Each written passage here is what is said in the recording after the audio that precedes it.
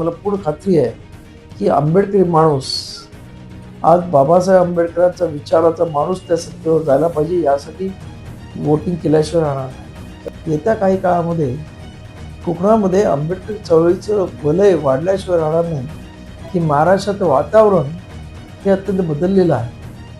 पूर्वी जे अन्याय अत्याचार होते ते कमी झालेले आहेत. एकंदरीत लोकांमध्ये आणि जी मरगळ आंबेडकरी चळवळीमध्ये आली होती ती झटकण्यात आलेली आहे. आंबेडकरी चळवळ एकदम गतिमान झाल्यासारखं वाटतंय.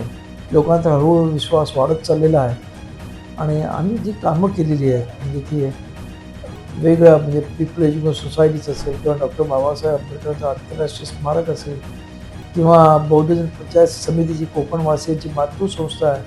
एक विश्वास वाटत असल्यामुळं लोक आमच्या पाठीशी प्रामाणिकपणे उभी राहतात. एकंदरीत आम्ही नवीन असलो तरी आजपर्यंत आमचे 4 उमेदवार निवडून आलेले आहेत आणि सुरुवात आहे आमची. आम्हाला पूर्ण खात्री आहे की सुरुवात चांगली झालेली आहे आणि त्यामुळं पुढील येणाऱ्या इलेक्शनमध्ये सुद्धा आम्हाला चांगल्या पद्धतीने लोक प्रतिसाद देतील.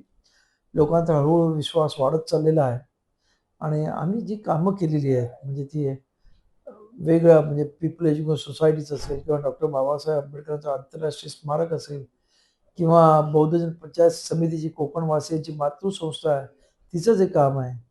आज 7 माळची इमारत उभी राहिलेली आहे. तिचं इंटिरियर काम चालू झालेलं आहे.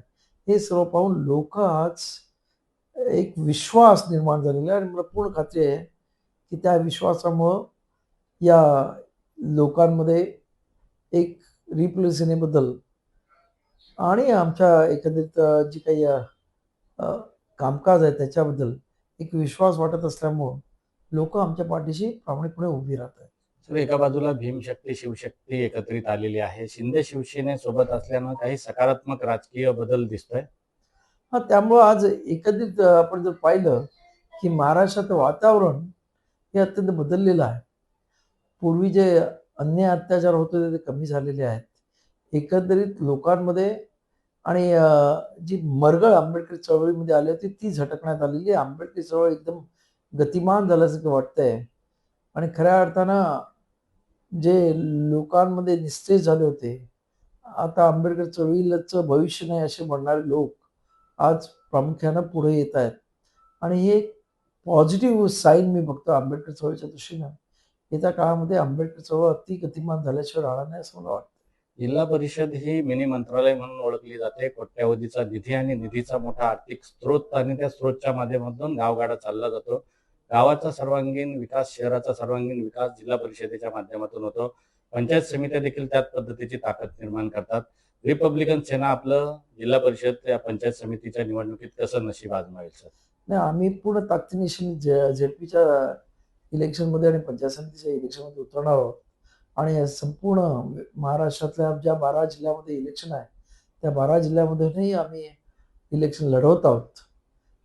अर्थात आम्ही पूर्ण इलेक्शन पण जिथे आमचे स्ट्रॉंग होल्ड आहेत आणि जिथे चांगले मजबूत उमेदवार आहेत, तिथे आम्ही उमेदवार देऊन इलेक्शन लढवणार आहोत आणि मला पूर्ण खात्री आहे की आंबेडकरी माणूस आज बाबासाहेब आंबेडकरांचा विचाराचा माणूस त्या सत्तेवर जायला पाहिजे यासाठी वोटिंग केल्याशिवाय राहणार नाही. सर, एक शेवटचा प्रश्न आहे. कोकण हे बाबासाहेब आंबेडकरांचं सामाजिक समता निर्माण केलेलं आणि जगाच्या पटलावर बाबासाहेबांनी कोकणाला नेलेलं आहे. मात्र कोकणामध्ये आंबेडकरी संघटन असेल किंवा राजकीय प्रस्थ आहे, ते कशा पद्धतीनं आहे, ते वाढवण्यासाठी भविष्यातली रणनीती काय आहे, आखणी काय आहे, सर्व समाजाला सर्वसमावेशक राजकारण आपल्याकडून कशा पद्धतीचं होईल सर? नाही, या इथे पहिल्यांदा लक्षात घ्या की कोकणामधलं आज तिथे उद्योगधंदे फारसे नसल्यामुळं बरीचशी मंडळी मुंबईमध्ये तरुण मंडळी आलेली आहे. त्यामुळे स्थानिक लेवलला फार थोडी लोकं राहत आहेत आणि त्यामुळं थोडासा फटका आंबेडकरी चळवळीत राजकारणामध्ये बसतोय.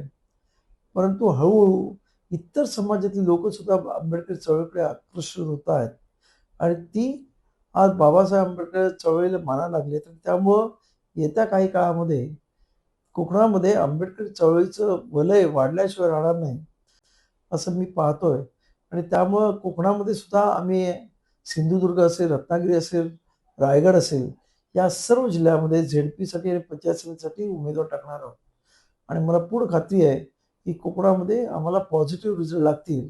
का बाबासाहेब आंबेडकरांची खरी चळवळ कोकणामधून सुरुवात झालेली आहे 1927ला. आता त्याला कुठेतरी 100वी येत आहे. अशा वेळेला आंबेडकरी जनतेला या बाबासाहेब आंबेडकरांच्या 87 चळवळीला खऱ्या अर्थाने परत एकदा गतिमान करण्यासाठी आंबेडकरी जनता आमच्या मागे ठाम पद्धतीने उभी राहील आणि आम्ही जे उमेदवार देऊ झेडपीला ज्या समितीला कोकणामध्ये त्यांना भरघोस मताने विजयी करतील अशी अपेक्षा आहे. 500 कोटीचा निधी सरकारकडून मिळतोय, त्याचं वितरण योग्य पद्धतीने होते का? काय भावी प्लॅन आहेत?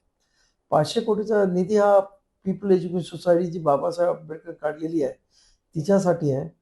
त्याच्यासाठी वेगळ्या प्रकारचे PWD आराखडे काढून वेगवेगळे प्रोजेक्ट PWD देऊन आम्ही तो प्रयत्न करतात की ते पैसे हळूहळू 2-4 वर्षामध्ये ते खर्च करून बाबासाहेब आंबेडकरांची जी शिक्षण संस्था आहे पीपल एज्युकेशन सोसायटी बाबासाहेब स्थापन केली ती जगाच्या एकंदरीत पूर्णपणे जगाच्या पटलावर आणायची शैक्षणिकदृष्ट्या हा आमचा प्रयत्न आहे आणि त्यासाठी आमचे प्रयत्न चालू आहेत.